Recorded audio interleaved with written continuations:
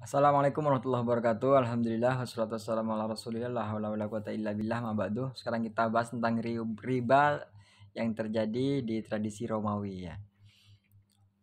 Tradisi yang tumbuh subur di kalangan Romawi serta menjadi kebiasaan yang tersebar luas. Meskipun pemerintah Romawi melarang praktek ini, pasalnya larangan ini tidak diindahkan oleh para pejabat negara dan orang-orang kaya. Mereka sibuk mengurus kebutuhan masyarakat yang tersendat akibat perang dan membebankan pajak yang besar terhadap masyarakat. Riba pun tumbuh besar dan menyebabkan kerusakan luar biasa dalam Imperium Romawi yang tidak diketahui oleh kerajaan sekitarnya.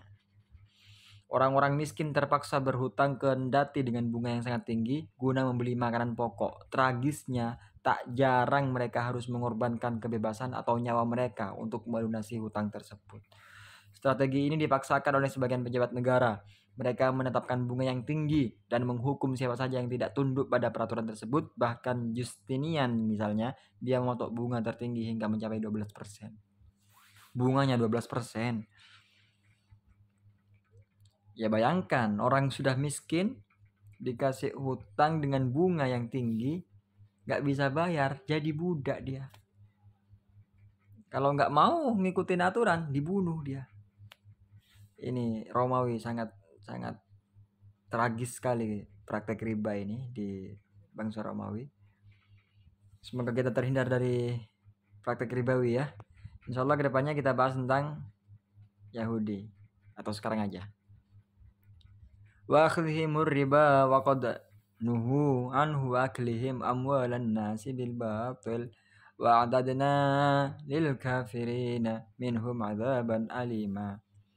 Dan disebabkan mereka memakan riba padahal sesungguhnya mereka telah dilarang darinya, dan karena mereka memakan harta benda orang dengan jalan yang batil, kami telah menyediakan untuk orang-orang kafir di antara mereka itu siksa yang pedih.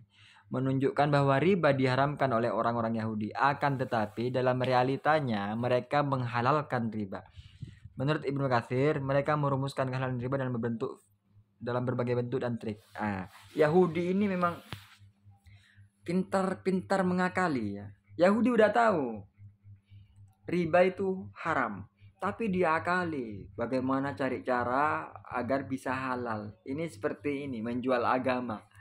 Seperti bermain fikih dari haram menjadi halal. Kalau kita membahas pengertian riba menurut tradisi Yahudi, kita bisa menarik sebuah pemaknaan bahwa riba merupakan nilai lebih yang diminta oleh pemberi utang kepada orang yang berhutang.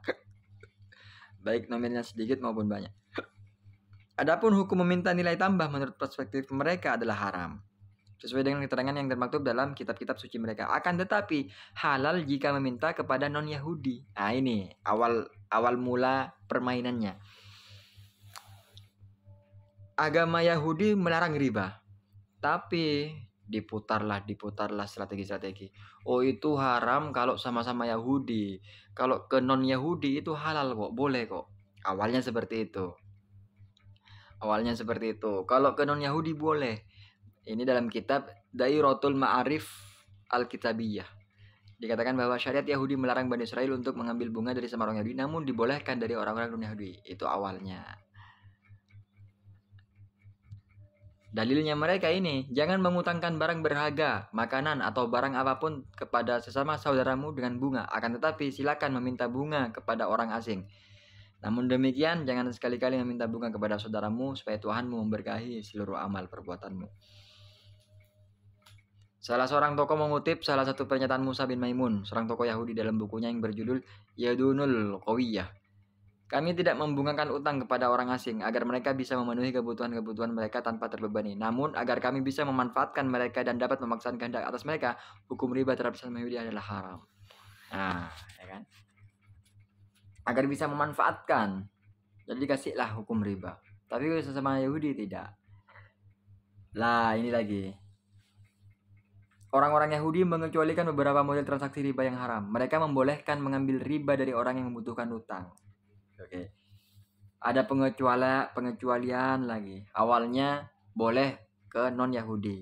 Lambat laun dirasa orang yang mau berhutang ini kok kasihan kalau nggak dikasih. Akhirnya dikasih riba, diperbolehkan sekarang. para tokoh Yahudi juga mengizinkan diri mereka untuk mengambil bunga dari pinjaman. Sekarang para tokoh-tokoh pendeta Yahudi diperbolehkan dengan syarat bunga itu tidak melebihi 5%. Ini diakal-akali sama yang Yahudi dan diniatkan oleh pengutang sebagai hadiah sukarela. Tidak boleh terulang 2 kali. Kalau mau berhutang cukup 1 kali. Kalau sudah lunas wes gak boleh ngutang lagi. Ini sudah. Awalnya haram memang, tapi diakali. Oh, ini karena kebutuhan. Oh, boleh kok asal tidak 2 kali. Ini murid ke gurunya. Boleh ngasih utang ke gurunya.